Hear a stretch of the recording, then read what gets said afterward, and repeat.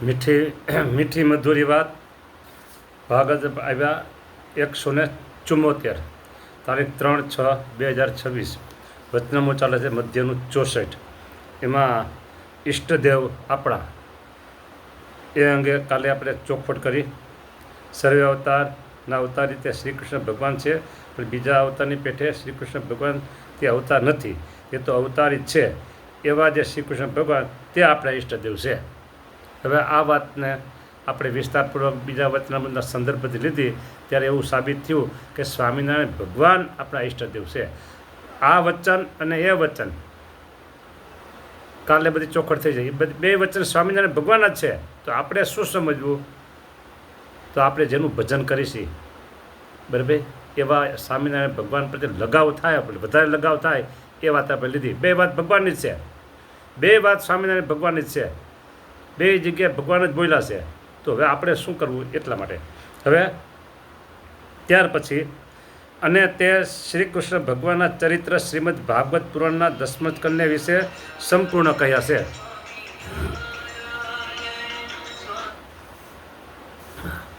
આવે તો વિક્ષેપ આવે. શ્રી કૃષ્ણ ભગવાનના ચરિત્ર શ્રીમદ ભાગવત પુરાણના 10મ સ્કંદને વિશે સંપૂર્ણ કહ્યા છે. માટે આપણા ઉદ્ધવ સંપ્રદાયને વિશે અમે 10મ સ્કંદને અતિશય પ્રમાણ કર્યો છે. અને બીજા જે સર્વે અવતાર તે પણ શ્રી કૃષ્ણ ભગવાન જ છે. માટે એ અવતારને એ અવતારના પ્રતિપાદન કરનારા જે ગ્રંથ તે સર્વેને આપણે માનવા, પણ વિશેષ કરીને તો શ્રી કૃષ્ણ ભગવાન ને તેના પ્રતિપાદન કરનારા જે ગ્રંથ તેને જ માનવા. હવે અહીંયા ભગવાન સ્વામિનારાયણ પોતે બોલ્યા, પોતે ભગવાન છે. પોતાના દિવ્ય ચરિત્રો, પોતાનો ઉપદેશ આપેલ શાસ્ત્રો, સત્સંગ જીવન વગેરે, બરાબર, એનો કોઈ ઉલ્લેખ અહીંયા થયો નથી. ભગવાન સ્વામિનારાયણ પોતે ભગવાન છે. ના ના ના, એટલું નહીં, પોતે સર્વોપરી ભગવાન છે. દરેકના હૈયા હા પાડે છે. આમાં કોઈને શંકા નથી. સ્વામિનારાયણ ભગવાન એ સર્વોપરી ભગવાન છે. એમાં આખી દુનિયા સ્વીકારવા માટે તૈયાર છે. દુનિયા તૈયાર છે. હા, જેને માનવું નથી એને હો ઉપાય કરશું તો નથી માનવાના. જવા દો ને એને, બસ એટલા બાદ બાકી કરી નાખવાના, ન માને ને. પણ હવે વાત મુદ્દાની એ છે કે આપણા ઉદ્ધવ સંપ્રદાયમાં, હવે જો મારી વાત ક્યાંક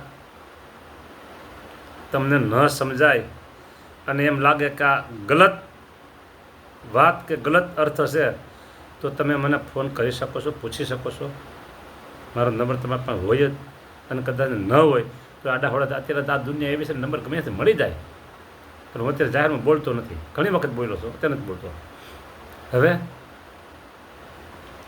પહેલાં તો અહીં સ્વામિનારાયણ ભગવાન એમ બોલ્યા કે આપણા ઉદ્ધવ સંપ્રદાયને વાત 100% સાચી છે, 100% + સાચી છે. પણ અત્યારે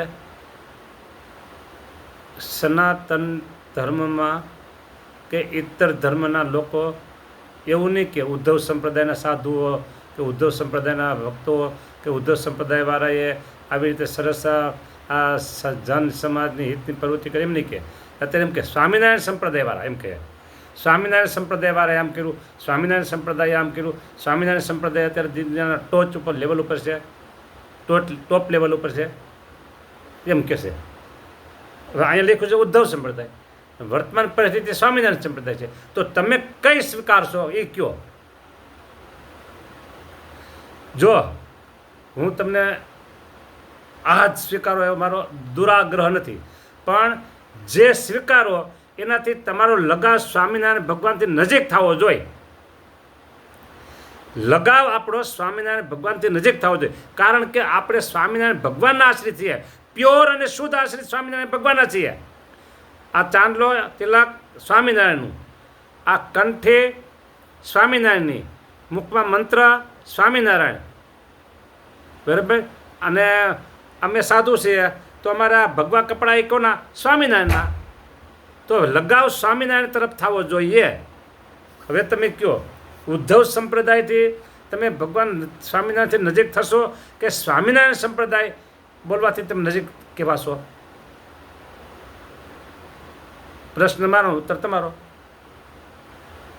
મારો પ્રશ્ન, મારો ઉત્તર તો સ્વામિનારાયણ સંપ્રદાય. લ્યો, હાલો, આ એકનું સમાધાન થઈ ગયું. હવે અમે દસમસ્કંદને અતિશય પ્રમાણ કર્યો છે, બરાબર.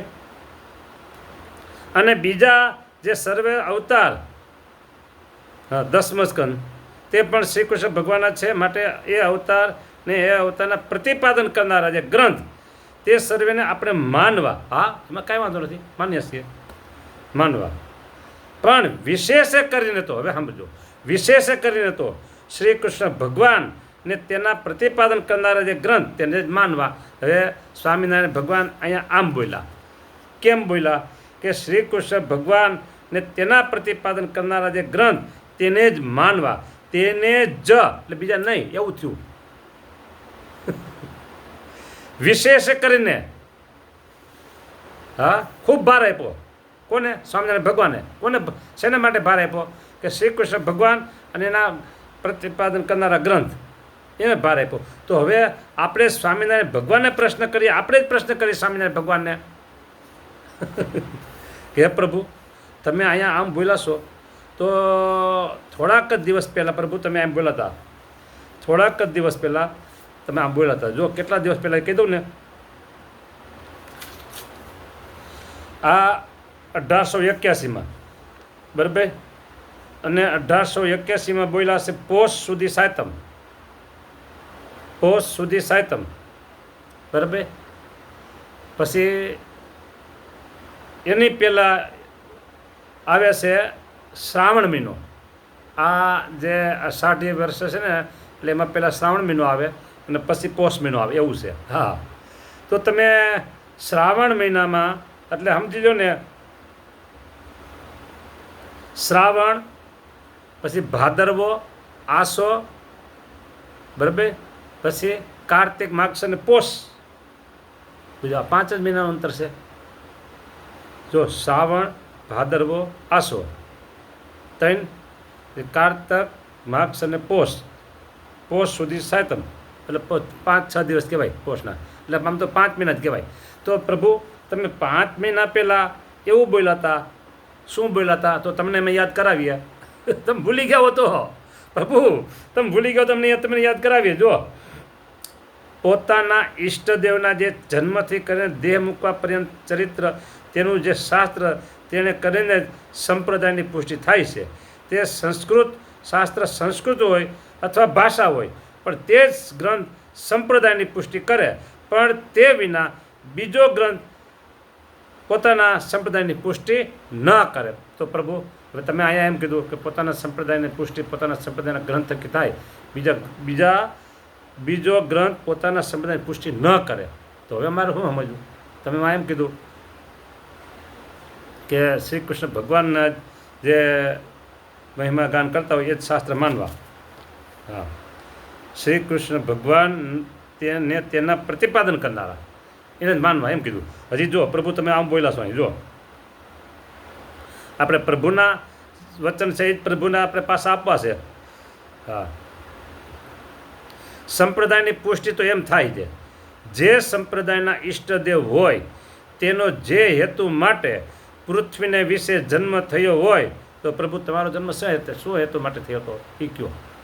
આપણે એને જ પ્રશ્ન પૂછીએ. અનંત જીવના કલ્યાણ કરવા માટે, આત્યંતિક કલ્યાણ કરવા માટે, બરાબર. Okay, right. પ્રશ્ન આપણો, જવાબ આપણો, બીજું કોણ કરશે? અને જન્મ ધરીને તેણે જે ચરિત્ર કર્યા હોય અને જે આચરણ કર્યા હોય, તે આચરણને વિશે ધર્મ પણ સહેજે આવી જાય ને તે ઈષ્ટદેવનો મહિમા પણ આવી જાય. માટે પોતાના ઈષ્ટદેવના જે જન્મથી કરીને દેહ મૂકવા પર્યંત ચરિત્ર, તેનું જ શાસ્ત્ર, તેને કહીને સંપ્રદાયની પુષ્ટિ થાય. જો હવે અહીંયા એવું પણ મહારાજે કીધું, જો જેમ રામચંદ્રના ઉપાસક હોય તેને વાલ્મીકી રામાયણે કરીને જ પોતાના સંપ્રદાયની પુષ્ટિ થાય. ઓકે, રાઈટ, બરાબર છે. અને શ્રી કૃષ્ણ ભગવાનના જે ઉપાસક હોય તેને 10મે સ્કંધે કરીને અને એકાદશ સ્કંધે, એ બે જે ભાગવતના સ્કંદ તેણે કરીને પોતાના સંપ્રદાયની પુષ્ટિ થાય. એ વાત બરાબર તમે કરી. પણ રામચંદ્રના ઉપાસક તથા શ્રી કૃષ્ણના ઉપાસક તેને વેદે કરીને પોતાના સંપ્રદાયની પુષ્ટિ ન થાય, વેદથી પુષ્ટિ ન થાય. હા, માટે પોતાના સંપ્રદાયની રીતનું જે શાસ્ત્ર હોય તે જ પાછલે દાડે પોતાના સંપ્રદાયને પુષ્ટ કરે છે. એમ કહીને મહારાજે મુક્તાનંદ સ્વામીને કીધું કે તમારે સંપ્રદાય સંબંધી પોતાની ઈષ્ટદેવ સંબંધી વાણી શાસ્ત્ર તે દેહ પર્યંત કર્યા કરજો. તમારો દેહ રહે ત્યાં સુધી તમને એ જ આજ્ઞા છે. લ્યો, હવે વેદે કરીને કોઈની પુષ્ટિ ન થાય. તો રામચંદ્ર ભગવાનના ઉપાસક રામાયણથી, શ્રી કૃષ્ણ ભગવાનના ઉપાસક 10મ સ્કંદ, એકાદશ સ્કંદ. તો સ્વામિનારાયણ પુષ્ટિ કેવી રીતે થાય? મુક્તાનંદ સ્વામીને આજ્ઞા કરી દીધી ભગવાન પોતે કે તમારે આ કરવાના. હવે આ વાત મધ્યનું 58મું વચનામૃત છે અને અહીંયા આપણે મધ્યનું 64 છે. બે સામે સામે ટક્કર થઈ. બરાબર, બે વચનામૃતના જે સંદર્ભો છે એટલે કે વાત છે એમાં ગ્રંથ ક્યાં માનવા ક્યાં વિશેષ માનવા એ બાબતમાં ટક્કર થઈ. તો હવે અહીંયા એમ કીધું, અહીંયા એમ કહેવાય. હા, ભાષા સુધારો થોડીક. અહીંયા એટલે હું અહીંયા એમ કીધું. અહીંયા એમ કીધું કે શ્રી કૃષ્ણ ભગવાન માટે અવતાર. હા, અને શ્રી કૃષ્ણ ભગવાનને તેના પ્રતિપાદન કરનારા જે ગ્રંથ તેને જ માનવા અને વિશેષ માનવા. અને ત્યાં એમ કીધું 58માં કે પોતાના સંપ્રદાયની પુષ્ટિ કરે.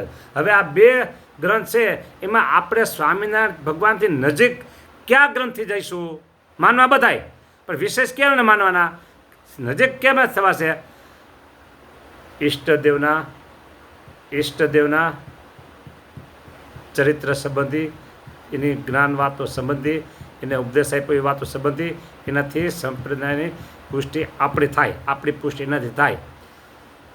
છતાંય હું 10મ સ્કંદ હોય કે એકાદશ સ્કંદ હોય કે 5મ સ્કંદ હોય કોઈ નિષેધ કરતો નથી. બરાબર, તેમ પ્રતિપાદન પણ કરતો નથી. બરાબર, પ્રતિપાદન કરું છું સ્વામિનારાયણ ભગવાનના પ્રાગટ્યથી માંડી અંતર્ધાન થયા સુધીના જે ચરિત્રો હોય, પછી ભક્ત ચિંતામણી હોય કે હરિલીલામૃત હોય કે સત્સંગ જીવન હોય, એ જ આપણા સંપ્રદાયની ને એ જ આપણા આત્મામાં, આપણા હૃદયમાં પુષ્ટિ થાય એનાથી સંપ્રદાયની. માટે એ વિશેષ માનવા. અહીંયા ભગવાનના વચનથી આપણે એ વાત લીધી છે. બે વચન ભગવાનના હતા એટલે ઓલા વચન આપણે પ્રાધાન્ય આપ્યું છે. રાજી રહેજો. કાંઈ પણ તમારે આમાં મારાથી કંઈક ગલત વાત થઈ ગઈ હોય તો મેં આગળ કીધું તમે પૂછી શકો છો, સોલ્યુશન થઈ શકે છે. અને બીજું કે આપણે જેના છીએ એના જ ગુણ વધારે ગાવાના હોય ને, જે સ્વામિનારાયણ